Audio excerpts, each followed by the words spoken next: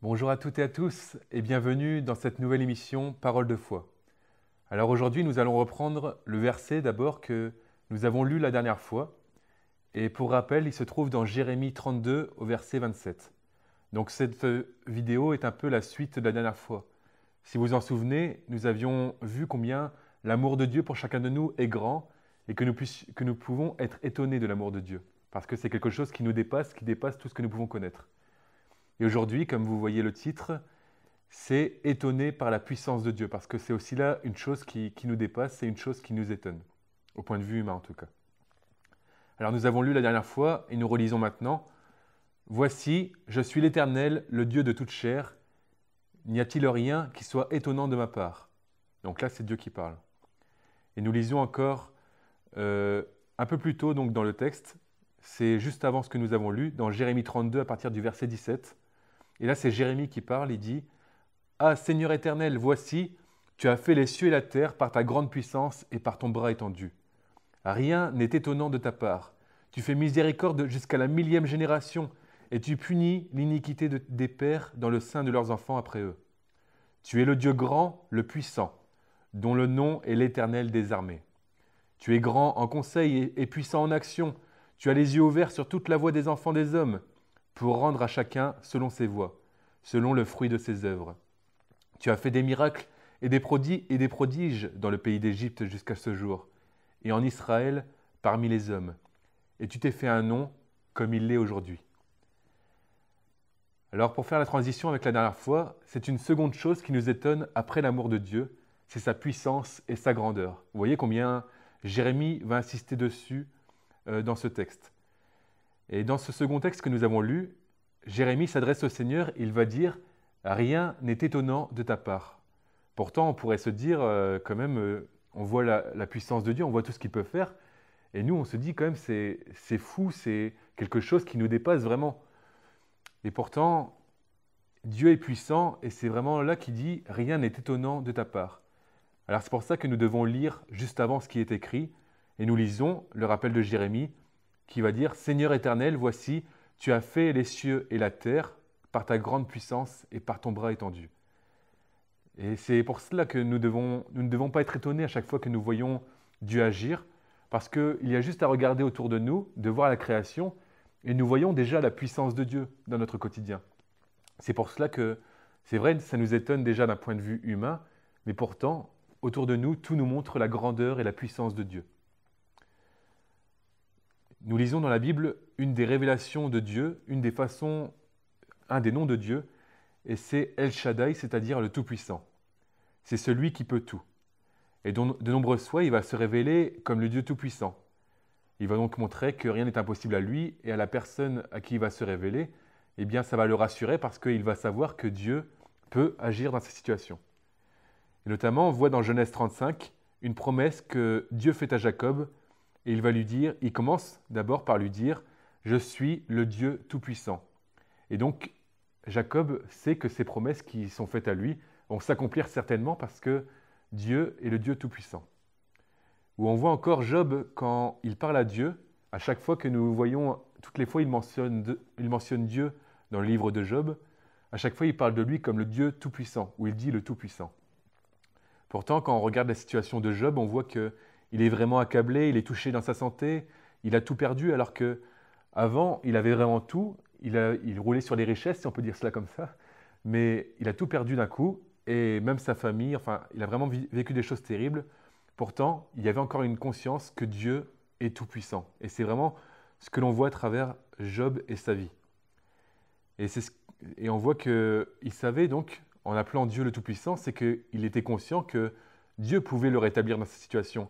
Même s'il avait tout perdu, il savait que Dieu pourrait faire quelque chose pour lui. Et finalement, c'est ce qui va arriver.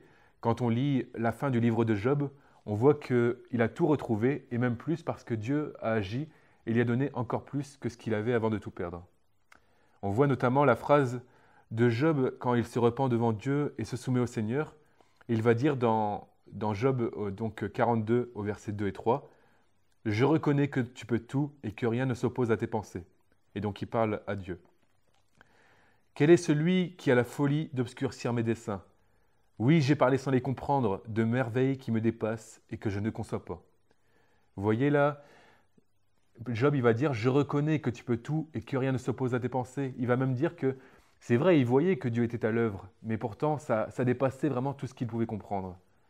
Et comme Job, nous pouvons reconnaître que Dieu est tout-puissant, que nous puissions prendre conscience chaque jour encore de sa puissance, chaque fois que nous le prions, que nous puissions savoir, que nous puissions vraiment prier en sachant que Dieu est le tout-puissant et que si nous le prions, c'est parce que nous savons qu'il va agir et que tout peut changer en un instant avec le Seigneur.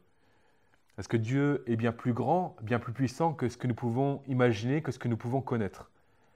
Alors c'est aussi à nous là de ne pas limiter Dieu parce que dans nos prières déjà, nous avons tendance parfois à limiter Dieu et c'est à nous de vraiment chaque jour savoir qu'il peut tout et que rien ne lui est impossible. Les miracles et les guérisons sont encore d'actualité pour aujourd'hui et nous le voyons notamment parce que Jésus a fait de nombreux miracles dans la Bible et il nous est dit aussi que Jésus-Christ est le même hier, aujourd'hui et éternellement. Alors c'est vrai tout ce qu'il a fait dans sa parole, tout ce qu'il nous est dit dans son ministère, ce qu'il a fait, toutes les guérisons qu'il a faites, eh bien on sait qu'encore aujourd'hui cela est possible parce que Jésus n'a pas changé et qu'il ne changera pas. Les choses que les hommes disent impossibles ne restent pas impossibles à Dieu. Et avec le Seigneur, il n'y a pas de peut-être. Dans son vocabulaire, on pourrait dire qu'il n'y a pas de peut-être, qu'il n'y a pas d'impossible, parce que parfois, quand nous prions, je ne sais pas si vous faites attention, mais parfois on a un peu des mots qui viennent dans notre vocabulaire, et des fois on dit peut-être que tu peux agir, peut-être que cela est possible, mais pourtant, nous puissions vraiment affirmer que Dieu peut tout, et que vraiment, rien n'est limité avec Dieu, et qu'avec lui, il n'y a pas de peut-être ni d'impossible, mais qu'il y a vraiment des certitudes. Alors nous pouvons vraiment remercier le Seigneur pour sa toute-puissance,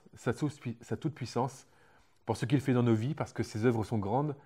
Et aussi, comme Jérémie, reconnaissons que rien n'est étonnant de la part de Dieu.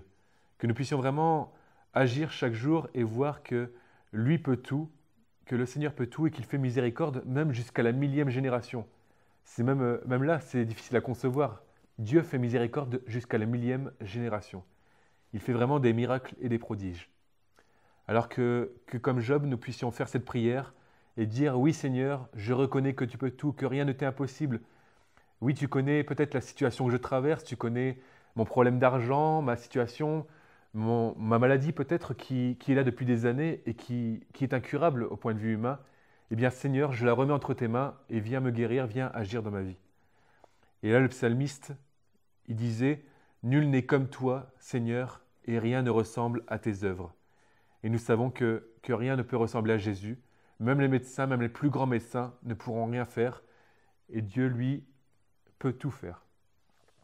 Alors comme l'apôtre Paul, j'aimerais vous laisser sur ce verset avant que nous puissions nous quitter, de Éphésiens 3 et au verset 20 et 21, où c'est l'apôtre Paul qui rend vraiment gloire au Seigneur et qui va dire à Dieu, qui va dire de Dieu, à celui qui peut tout, à celui qui peut faire par la puissance qui agit en nous, infiniment au-delà de ce que nous demandons ou pensons. À lui soit la gloire dans l'Église et en Jésus-Christ, dans toutes les générations, au siècle des siècles. Amen. Vous voyez, c'est une belle conclusion et c'est important de s'arrêter là-dessus et de vraiment voir que Dieu peut faire infiniment au-delà de ce que nous pensons et de ce que nous demandons même dans nos prières. Que Dieu vous bénisse, soyez vraiment encouragés par cette parole et à bientôt.